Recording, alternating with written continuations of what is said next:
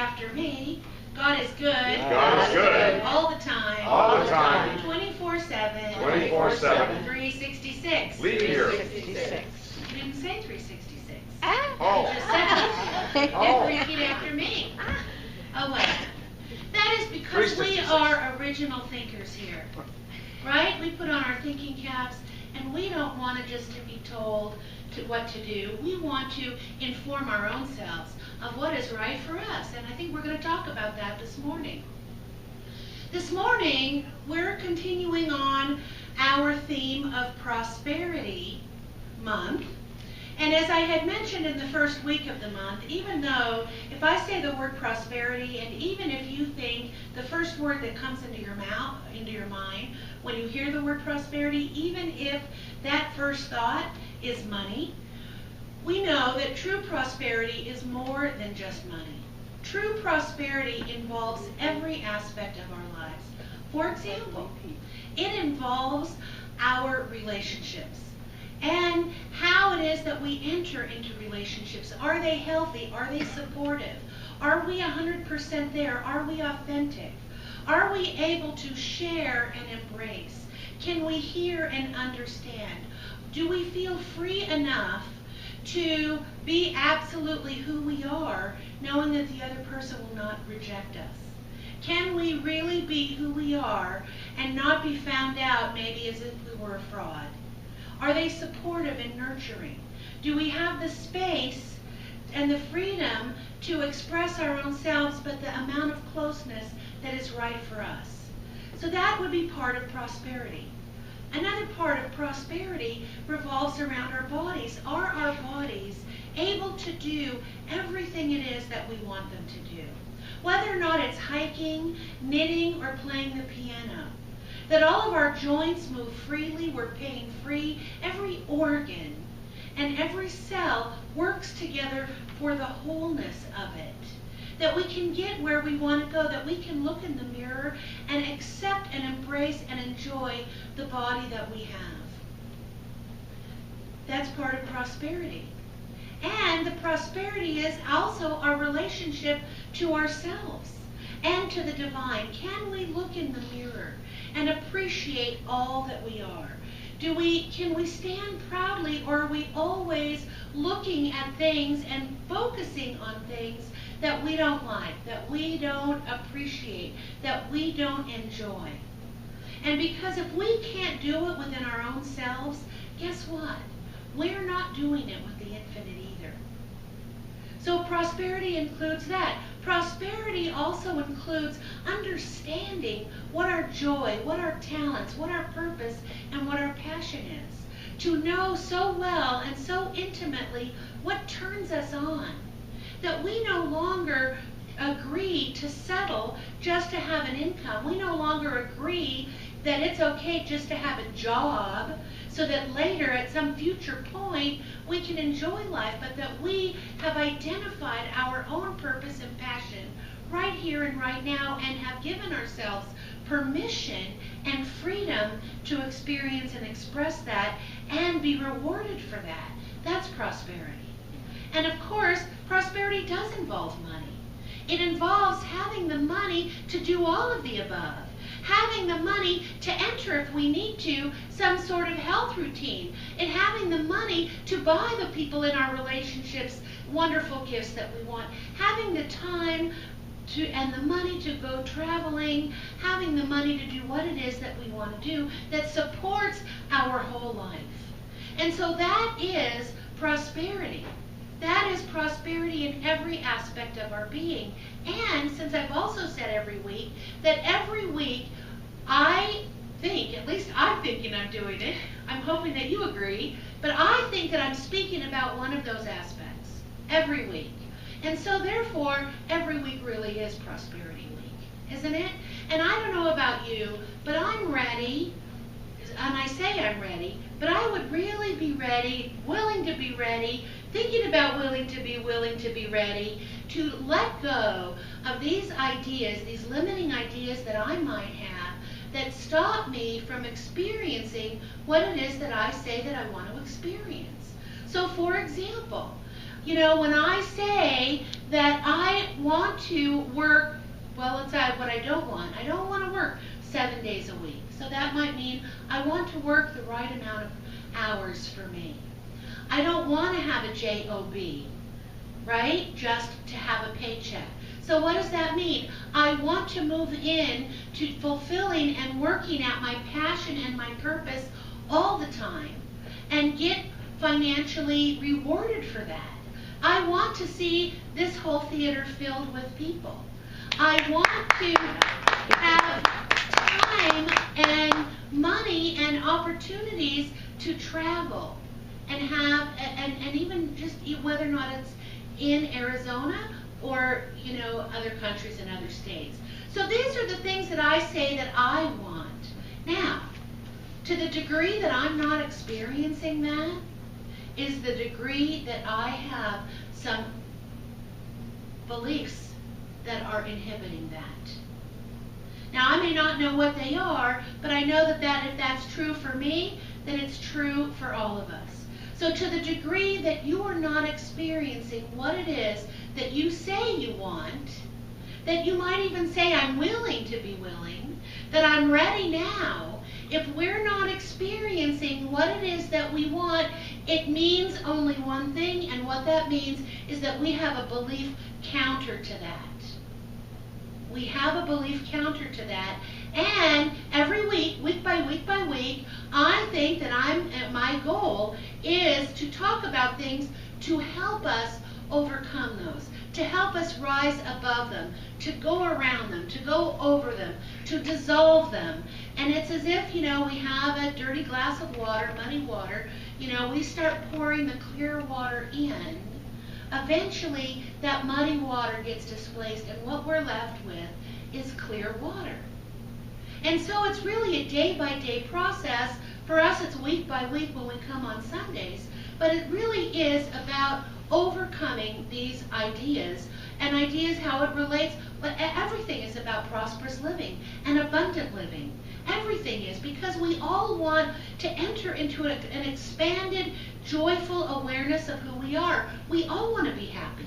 We all want to be harmonious. We all want to enjoy peaceful relationships. We all want to express our essence. We all want to identify what our passion and purpose is. And if we've identified it, we all want to move into a greater understanding of that, or a greater use of that in the world. We all want to be happy, fulfilled. We all want something more. That is the prosperous life. And to the degree, as I mentioned, that we're not experiencing 100% of that, it's just that we have accepted beliefs about ourselves, or about the way life works, or about God, or about the infinite, that is not allowing those things to come through us. And so it's just up to us to just overcome those, to have a different idea, to embrace something new. It is like the pearl of great price. You know, we want those pearls of wisdom. And so Jesus, in the parable, you know, with the pearl of great price, there was a merchant who went around the world looking, buying pearls, looking and looking and looking for pearls. And when he found the one, he sold everything he had to purchase that one pearl that we call now, we know as the pearl of great price. And what does that pearl represent? That pearl really represents the kingdom of God. That pearl represents all the aspects of prosperity that I went over. Is that pearl represents that joy, that happiness, that fulfillment, that love, that harmoniousness, that unity that it is that we're all seeking. But we need to find, if you will, we need to find and discover and hold on to that pearl of great price. So it's like this, a little thing of water.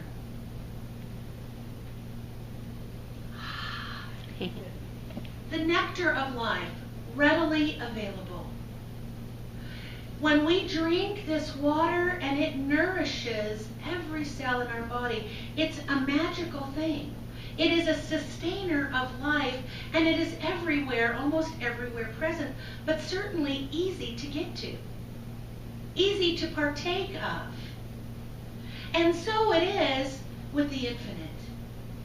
It is readily available, easy to get to, easy to partake of. When we partake of it, it goes through and nourishes everything in our bodies.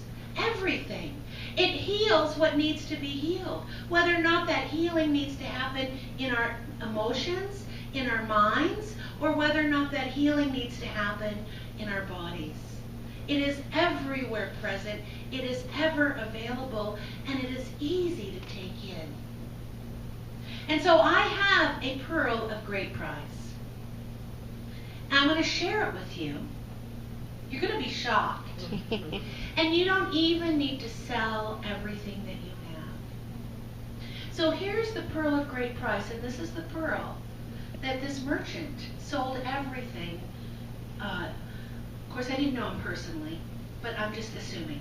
This is the pearl that the merchant sold everything he had for. You ready? Drum roll. You're going to be shocked. I'll put it in a couple of ways. There is only one thing. That one thing is God. That one thing is you and me. That one thing is everywhere. Now, do I say that every week? Are we selling everything to get it? Let me put it a few other ways. There is a power for good in the universe. Always present, always working, available to us that we're always using. The kingdom of heaven is at hand. That means the kingdom is right where we are. Meister Eckhart might have said it this way: between God and me, there is no between. I and the Father are one. There is only one power. God's power, it is my power, and it is your power. There is only one life. God's life. It is our life. There is only one love. God's love. And it is our love right now. That God, the epitome, the activity of God is in you, as you, and through you now and always. There is not a spot where God is not. You are the activity of the divine. You are the divine God in form, in action. So however you want to put it, it all means the same thing. There's only one. And we have a oneness. If we, as I mentioned earlier, if there was just a blizzard, it's a blizzard of the beloved. A blizzard of the divine. Everywhere is this essence. And so this merchant who sold everything to have this, what it is if we seek ye first, this is a kind of a Jesus-y talk today, seek ye first the kingdom of God, and all will be added unto you. Look first to the divine, because there is only one thing. There is only the divine. So what happens is that we think we're separate. We think, so here's what happens. I would just say, we think we're separate. We don't notice that there's not a spot where God is not, and we want things to happen. And we think we have to make it happen. And so we're not seeking first the kingdom. We're seeking first our own manipulation, orchestration, and control. We need to make it happen. We need to make it work. But we don't have all the answers. We only do what we used to do. We only do what we've seen other people do. And if we don't get it right the first time, we might be whining and complaining and sniveling and feeling sorry for ourselves. We might be having what's called like a grown-up temper tantrum. Sort of like the little toddler who was at the grocery store with his mom, and he's in the shopping cart and he is throwing a tantrum. The mom is unfazed. And she says, you know what?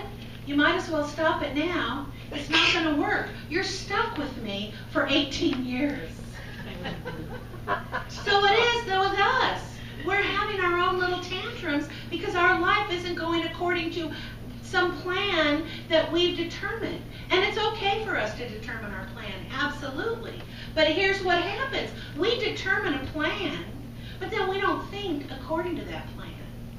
We think according to everything that's not going according to plan.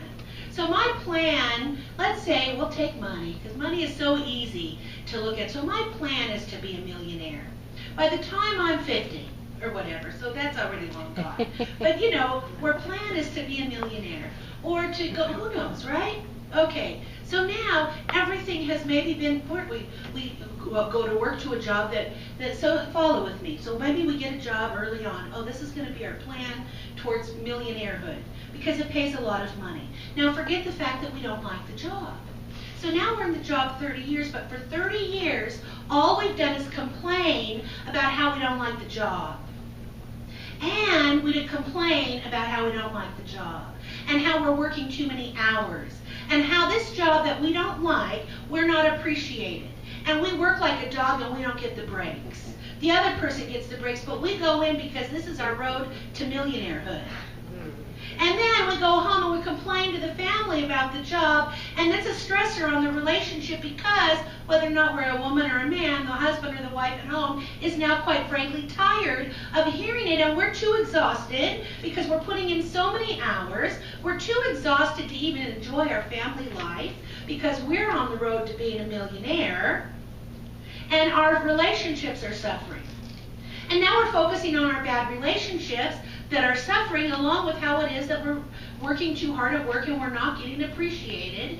And so everything that we focused on, and then maybe our health suffers, you get the whole idea. So we want to be a millionaire. We think that we're moving in the direction of our dreams.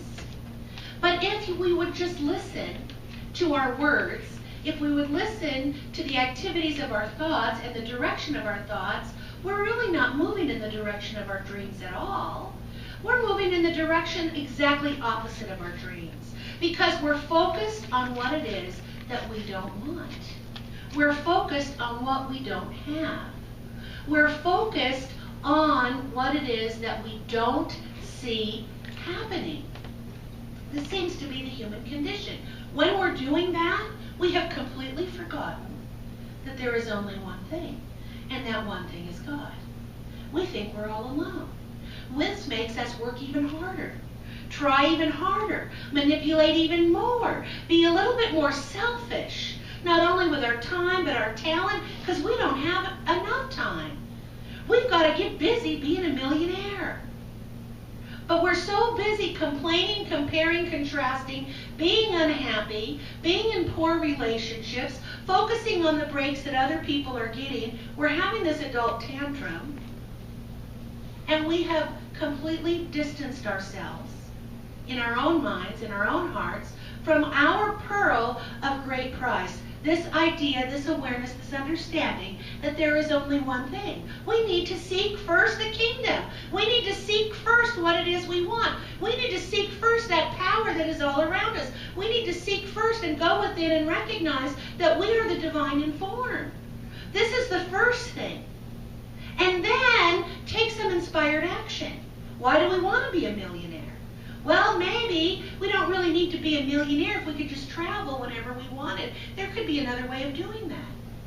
Maybe we want to be a millionaire because we want to live in a big house. Well, maybe somebody gives us a house and we don't have to purchase it and fight for it. There are a lot of ways and a lot of means for the infinite, for the divine, for the universe, for source to bring to us exactly what we are a match for. We don't have to know how, but we certainly need to be a willing participant in the flow, going to where it is that we want to go. So how is your relationship with the divine? How is your relationship with yourself as the divine? Are we seeking first the kingdom? Are we remembering that great pearl? Because you see, these ideas have to be thought of day by day. It's not this pearl of great price, this pearl of wisdom, that there is only one thing. Whatever it is, I mean, I gave a lot of different statements that mean the same. Between God and me, there is no between. I am the darling of the divine. God is in me, as me, through me. There's a power for good in the universe that's always working. I and the Father are one. Whatever it is that floats your boat and rings your chimes, however you want to say it, how much time do you spend acknowledging that, embracing that, moving forward in that, seeking that kingdom, seeking that awareness, so that we're creating more powerfully from a place of confidence, from a place of joy, from a place of feeling empowered.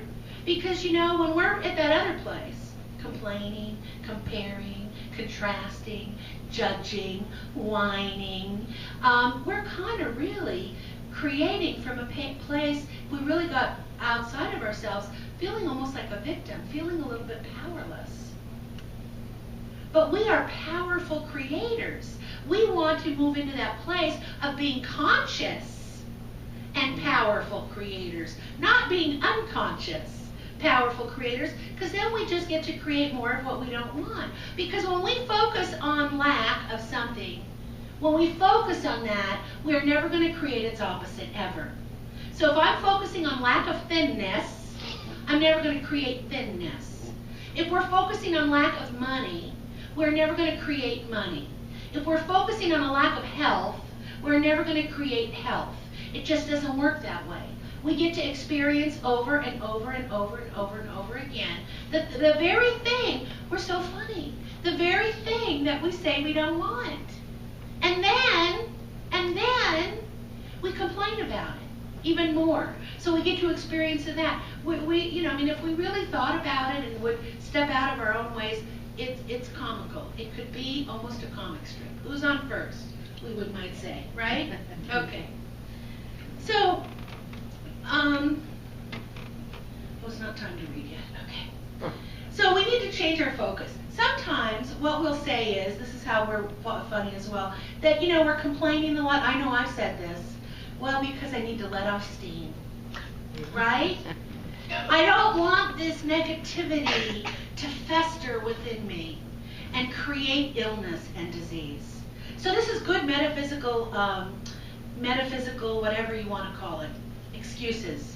And all the metaphysicians will agree, oh yes, yes, yes, we need to disperse it, we need to diffuse it, not let it linger. So, you know, we can talk about it. They'll mostly agree. And not that I'm just, we don't want it lingering, that's absolutely true. But who said the rule is that we have to talk about it? Can I just seek first the kingdom? Step back and let it go without saying a single word? Create in me a clean heart. Allow me to see only the good. Can I go into meditation? Can I maybe exercise and take a walk? Can I do something and just let it go? Oh no, oh no. We need to talk and talk and talk and vent and let off steam and vent. And eventually we have talked so much, this is the royal we, sometimes when I'm doing it, then I talk so much that it is, the emotion dissipates. But in the meantime, maybe let's say this takes a month. Maybe it takes 2 days, but it's 2 days of really being in that emotion of anger and frustration and resentment and feeling that life is not fair and whatever it is that I'm venting about. 2 days of really getting that, and somehow it's a guilty pleasure. 2 days of getting into this feeling of ick, right? But I'm letting off steam. This is how I justify, right? Well, guess what happens? In those 2 days, I'm powerfully creating something that I don't want to experience. So we're funny in that way. And so we look outside us and we think that it's outside that's the problem. We think that the world is not a safe place. We think that things are not fair. We think that other people have more than we have because we're busy looking outside of us, when all the time we really need to look inside of us. It's as if we have blinders on to that great pearl, that magic is right where we are. So let me tell you a story about Mr. Whittlemeyer. And Mr. Whittlemeyer was lived in Madison, Wisconsin. And he invited his grandkids, his 3 grandkids, to spend the summer with him. And so when he would sleep, his grandkids liked to come in and watch him because he had a mustache. And every time he would breathe in and breathe out, his mustache would move up and down, and they thought it was very, very funny. Well, they're being grandkids, they thought that they would play a trick on their old granddad. And so when he was sleeping, one morning, early in the morning, he's sleeping, they went to the refrigerator and they went into the cheese bin. And they got out some Limburger cheese. And they spread that Limburger cheese on his mustache. Well, needless to say, Mr. Whittlemeyer woke up pretty quickly because something wasn't smelling right. And he says, this bed smells bad. So he got out of bed and he's looking around. This whole bedroom smells bad. So he walks out of his bedroom and he's in the hallway, and the hallway smelled bad, and the living room smelled bad, and the kitchen smelled bad. He goes outside on the porch and he said, this whole place smells bad. And so that's how it is. We think it's out there, that something's smelly. Something smelly is going on. But the smell is right where we are. So instead of looking outward for the fix, we want to remember that great pearl, that there is only one. If we could somehow heal that separation that we think that God, infinite, the divine, source energy, whatever it is that we want to call it, doesn't matter, this essence, this presence, this power, if we continue to think that it's separate from us, that we have to work for its approval, that it only works sometimes, that we're not good enough to be in God's good graces, that, God shows, I've done so many bad things, how to, those old ideas of a judging God, those old ideas of an external God, to the degree that we continue to think about that in those ways, is going to be to the degree that we're going to continue not to create as conscious, deliberate creators, but we're going to just create out of patterns and habits. So we want to remember that great pearl. So, Ernest Holmes, founder of religious science. And so it's about how, he's talking here about how it's a circle, how we have everything that we need. And he says, in the long run, everyone who loves is loved. All who give joy receive it back. Everything moves in circles, in cycles of cause and effect. More is added to the much we use. And when we refuse to give our gifts or use our gifts, they shrivel up. The divine flow at that point then is short-circuited. So the one who gives for the joy of giving will receive back even more joy than he gave out. Ever as the volume increases, the circle will increase. That's being in the flow. That's tapping into that pearl. Knowing that we are never separate. That there is never a lack of any good thing. That if we've experienced lack in any way, it is because we have believed in lack. It is because we have believed that somehow we're separate. We have believed somehow that we have to work hard. And in our own mind, we haven't been working hard enough. And therefore we can't have. It is because we've believed somehow that we have not been lovable. And so we don't allow that love to come over us. And since we're unlovable, we might not want to give love freely. Because we're worried that if somebody knew who we really were, if they really saw the dark side or shadow side, they wouldn't love us, but they would reject us. And so we withhold because we have a belief. Because we've forgotten that God is right where we are. And that it doesn't matter what we've done in the past. Because principle, God, spirit, divine mind, source energy, whatever you want to call it, principle is not bound by what happened in the past. God is always new, ever expressing, ever expanding. And we, being one of the divine, have that as our nature. We want to expand and grow. We want to experience and express more. It is part of who we are. It is part of our own very divine nature.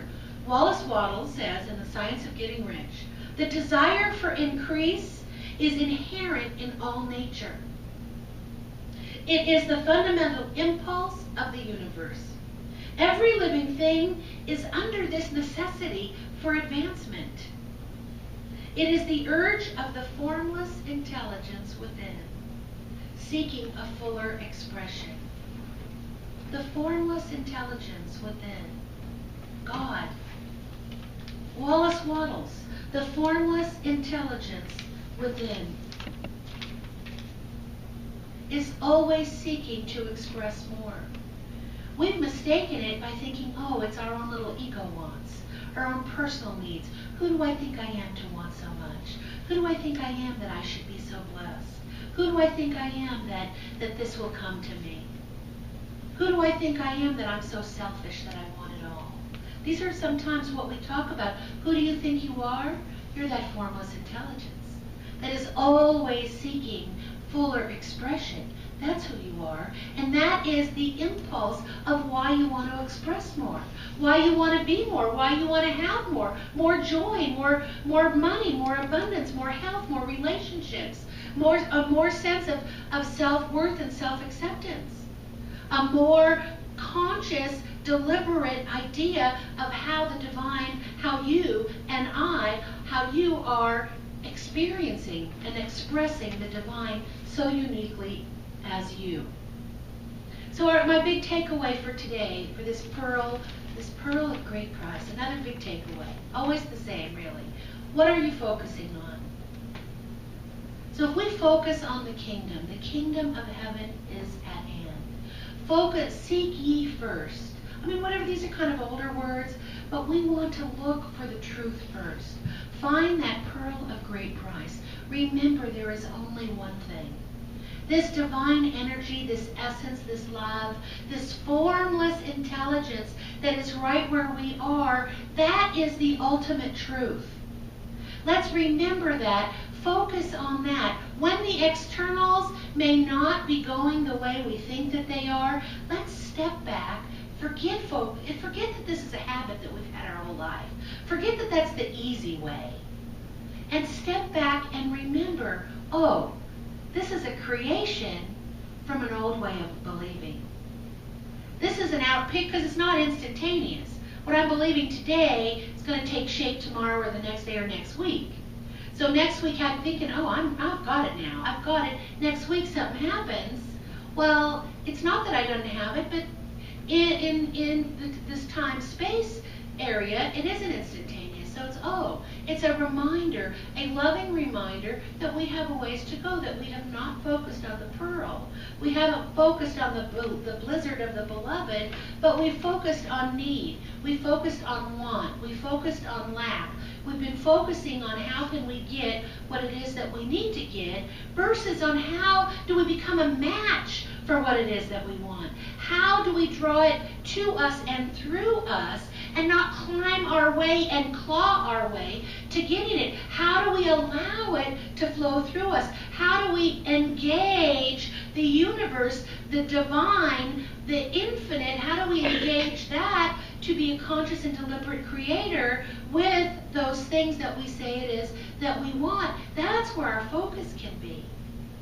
So that is my big takeaway today, the big pearl of great price. You didn't even have to sell everything that you wanted. And when we can focus on those ideas and on that idea, we will find, I think, to a greater degree than ever before, that our hearts and our minds are opening then to infinite possibilities. And so it